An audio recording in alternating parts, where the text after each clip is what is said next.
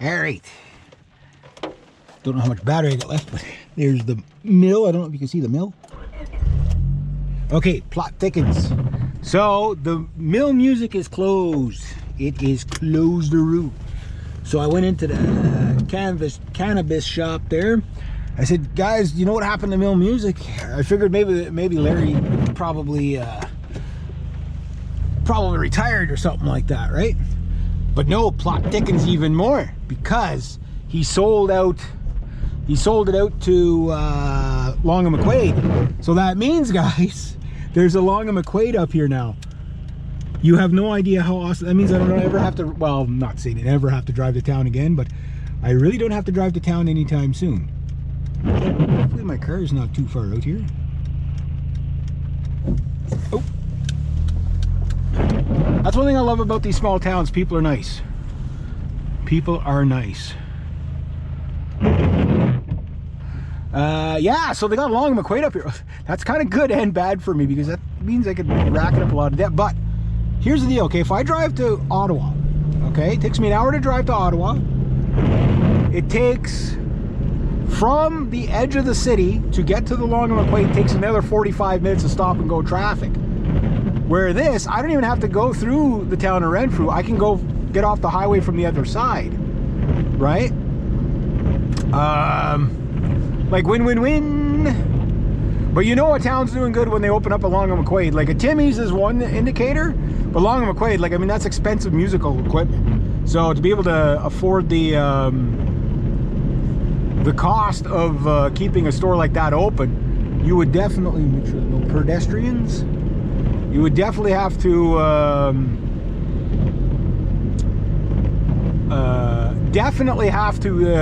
have the clientele base to keep that open, right? So the nice thing about Long McQuaid is they usually have pretty good stock. Now, I went to see about my taxes. Here's what happened. Plot thickens again. Let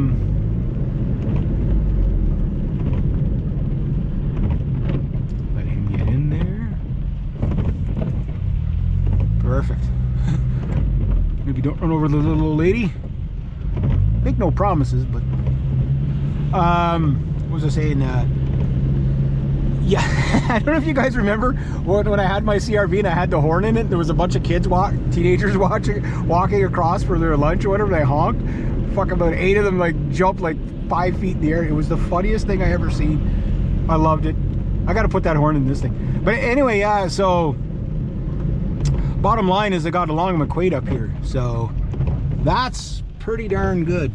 And it's all at the other end, so I don't have to come to this end of the town. It's not like a big burden, but you got to drive through all this, right? Stop, go, watch out, crunch a few pedestrians, whatever, you know. Like right here is kind of where everybody screws up because they start cruising through the town a little too fast, and then the light turns red and everybody crashes into each other right here. So, you know, like I know where all the bad spots are, you know what I mean? So I'm one of those guys, like if I can just avoid it, I'll just avoid it, you know what I mean? But anyway, yeah, so the H&R wasn't where it was. It was across, oh, Corvette, cool. Oh, that'd be fun driving that in the rain. Step on the gas a little too hard. Might do a little spinity spin. A little spinaroo. Did they fix this? This was burnt the last time. Well, I guess they fixed it up a bit. Little Legion and stuff, eh? But anyway, yeah, so I go into the, I go and I tell the lady, I'm like, yeah, I got a couple of years worth of taxes. I'm self-employed. She says, oh, okay, that'll be about $300 a year. I'm like, like it went up $100 per year. I was like, oh my God, that's horrible. And then she looked at my income. She's like, oh, I'll see if I can get you in a lower bracket. Because she's like, no, I can't charge this guy $300. He's too poor. And they got it down to 170 something. I'm sure plus tax and all that, but better than 300. So I'm gonna do year 21 and 22. No, I don't want to do my taxes, but I also don't want to get audited and all that bull. So is what it is. Gotta do it. And then I'm gonna do 2023. What I'd like to do is use the money from if I get money back. I know I'll get GST checks and stuff. But we can get money back, that would be cool. Now, I want to go in the Long and McQuaid first, but I don't want to go in the Long and McQuaid first because I want to go in there and then, you know, hang around for a bit. So, don't know what I'm going to do. Not sure what I'm going to do yet. I'm about to lose a lot of money doing the Christmas gifts there, so that's today's main priority.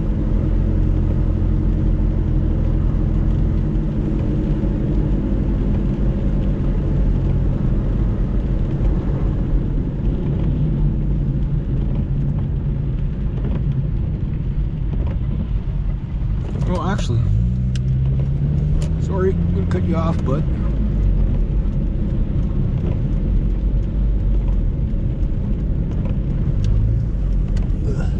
foggy in here. So it still says Marks on there. It's supposed to say Long and McQuaid. They almost have the same colors though.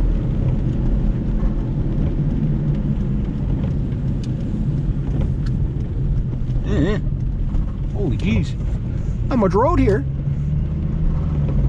Where's Long and McQuaid? Where's Long and McQuaid? Like it's the same, almost the same emblems. But it's supposed to be in this building. Hope the guy wasn't pulling my leg. Number one, it hurts when somebody pulls your leg. And number two, get my hopes up. So I see Marks. Oh, that's still the Mark. Oh, okay, it's not open. Damn it. They haven't opened yet. Okay, I gotta go and find a spot to park. There's a Long and McQuaid around here. Maybe I got to get out, and maybe it wasn't right in that building. I was assuming that's what he was saying to me, but I might have to get out and just kind of stare at stuff. Nobody behind. I can't see nothing. Nobody's coming at me. Is anybody driving behind me? They're like, what the hell is this maniac doing?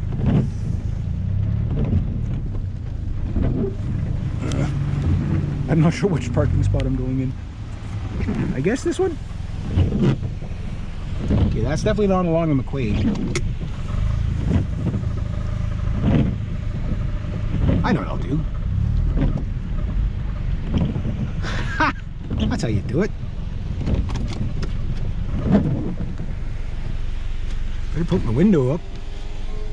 Turn my heat off. Turn my wipers off. All right, so I'm gonna go hunting around. So maybe they're not open yet, but maybe that's where I'm gonna go talk to the Marks people, see if that's where they're gonna be putting the Long and McQuaid.